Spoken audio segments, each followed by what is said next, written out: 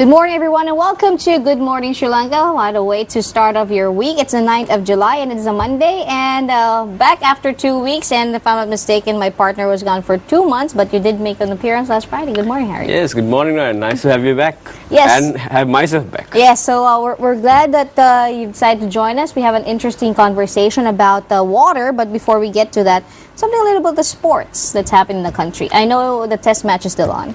Wait, before the test match, I think there's something more important. Oh. The Wimbledon. Yes. Roger Federer is back at number 1. Yes, but breaking the hearts of quite a lot of England, of English fans, because or United Kingdom, to be more precise. It is really sad because Andy Murray was the other finalist, and he lost after a very good first set, 3-1 at the end of the day, and he's crying like a girl. I just felt really sorry for the guy. His girlfriend was crying on the side. The people were like, No, I think it's more of the weight of the impact of him being in the finals, because if I'm mistaken, the last Englishman to make it to the finals of Wimbledon was even before World War II. Wow. Some 64 years ago, if I'm not mistaken. So this is really a big deal. Although a lot of them would, in the deepest crevice of their hearts, would know that it's actually Roger Federer. You still would like that one of your own will take a crown. True. And also, let's not, of course, forget Serena Williams taking it home after 2 years. With whom was it, Ryan? I would leave that to you. And her name is Agnieszka Radwanska, and it was a 2-1 set win for Serena Williams. And I mean, Williams has always done her bit, and she's always been there and thereabouts. So, but I also did mention that she looked very intense for this Wimbledon. Also taking home the women's doubles with sister Venus Williams. So it was a pretty good day for the Williams. Yep. And getting into the cricket, Ryan, well, not so good for Sri Lanka at 40 odd for 3 after Pakistan being bowled out for 226 at the new Pallekele, first test match at Pallekele. So interesting. It seems a good pitch. I'm sure we'll have a result. So good for the cricket. I hope the rain stay away from the match. But we have the problem, as you've been reading in the papers these days. It's no secret that Sri Lanka is suffering with a drought. Most of Sri Lanka, except for the southwestern monsoon rains we have scattered here and there, most of Sri Lanka is suffering. And reservoirs in the country are drying up all over. I read, in fact, yesterday that most of the reservoirs are just even below 35% of their storage capacity. Thousands of hectares of paddy have been affected, farmers' lives gone, no drinking water even. There's such a problem. I think one of the most unnerving pictures was the one that was featured in a pretty popular newspaper that showed a lady like trying to get some water from a muddy puddle that's in Puttalam. So it's too close to home. But sadly, for us here in Colombo, because of the rains we're experiencing, somehow it doesn't sink in that there is indeed a problem. I know. I mean, some of the papers do carry out these things, these articles. For example, I read one about how the ministry is trying to do certain things, compensation for one, repairs on the tanks and etc. And on the other side of it, how the issue is affecting the electricity, the cultivation and all that. And I think that's the picture we're talking about. That's really drastic. I mean, when you see that. The first time I saw this picture, I thought it was somewhere, say, not home. It's some. If you change the lady into a somewhat different nationality, you'd think it's in Africa, but this is in Puttalam. So it is happening in Sri Lanka. I guess the thing is we haven't realized it as much because when you open the taps, the water comes. That's water comes. The day that the water doesn't come, I guess we'll realize. Yes, and if you really look at it, between well, we don't want power cuts, we don't want water cuts, but between a power cut and a water cut, somehow you'd rather have a power cut. Because somehow life still continues. You have water to drink, water to bathe in, water to clean up with. And with that, Ryan, we have a very important guest who's very much in charge of this matter.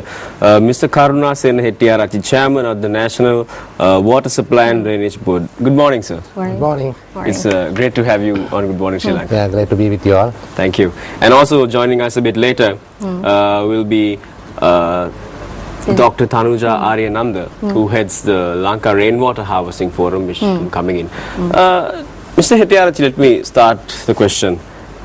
What are the water levels at the moment in Sri Lanka like? Well, I think we have quite a number of sources, like particularly in the dry zone area where the north central and northwestern and eastern areas, we depend on reservoirs mainly because the river flows are the perennial, because you don't have continuous flow like in the wet zone.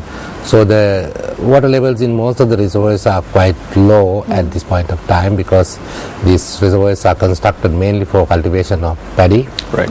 And we take a little quantity for drinking water supply. So anyway, so still it is somewhat affected, but we are continuing with our water services to the people of those areas. And we understand that the Kalatuava and Labugam reservoirs are at a record level, low level, and they supply water to Colombo primarily as well? Yes, that's I think about 30-40 feet from the what you call the spill level.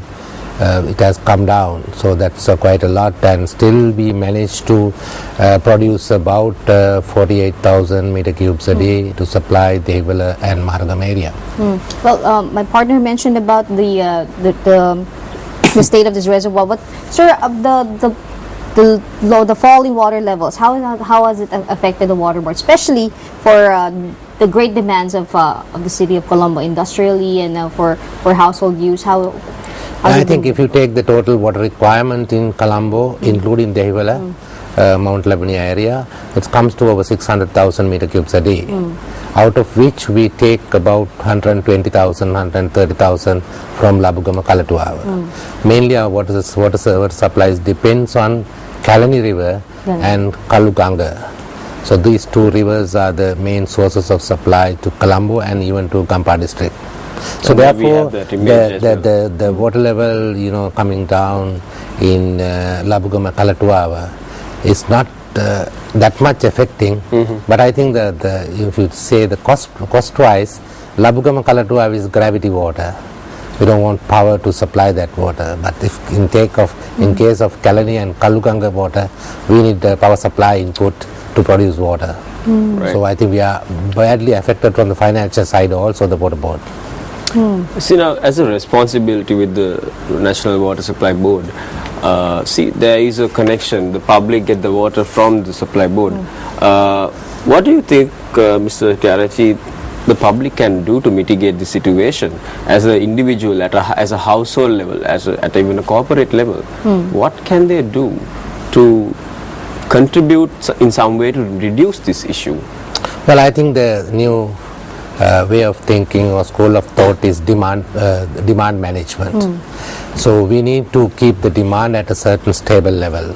So to keep the demand at a certain stable level, each and every household will have to, all the corporate sector will have to minimize using the potable water or the treated water. So what in places like Singapore they call spring water, because they recycle water. So where we don't do it that much, in few cases, roughly in few places they do, because we are blessed with water. Last so many years we had enough rainfall in the wet zone, and so on. We were not much worried about it, but now we need to think about it. Anyway, we have sensitized public, particularly in using during this period at least. Use this water for drinking and cooking, not for washing and gardening and so forth. So that's how we continue.